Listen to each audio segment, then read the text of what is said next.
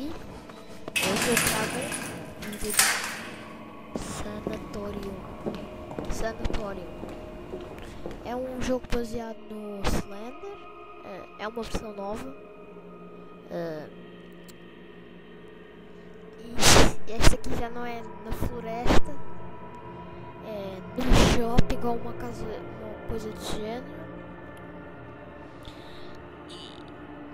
Eu acho. E o Slender já está com uma roupinha melhorzinha. Então bora começar aqui. Estou pronto para cagar tudo.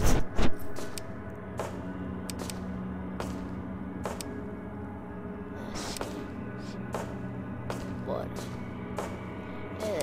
Isto aqui também é o mesmo objetivo do jogo. Já encontramos o primeiro papel.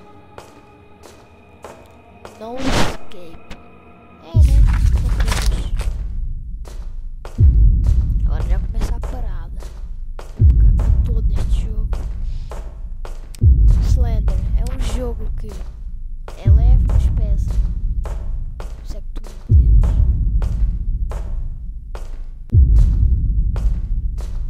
Nossa, tensão total.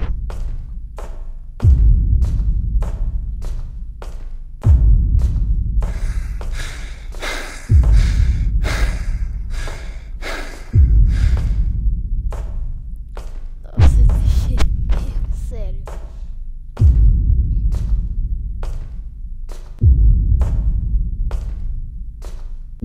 E os gráficos aqui foram melhorados, pessoal. Sim, é um jogo que faz-nos cagar muito também. Está ali.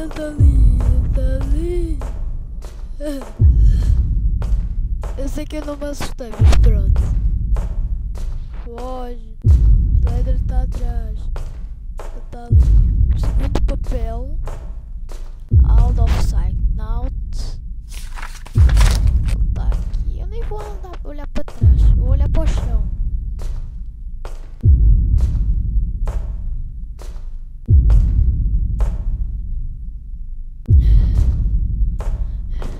Sério, de jeito mesmo, pessoal.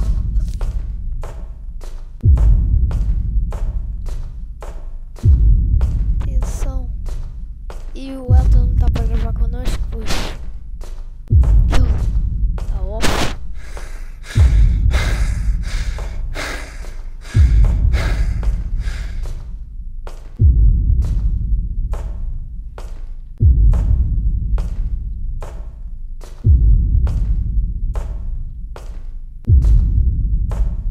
Este bicho adora pegar nos cursos, adora. Ele vai aparecer aqui, querem ver?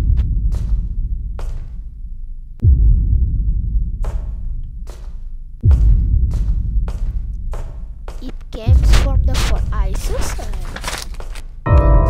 Nossa. Sério. Socorro. Mãe.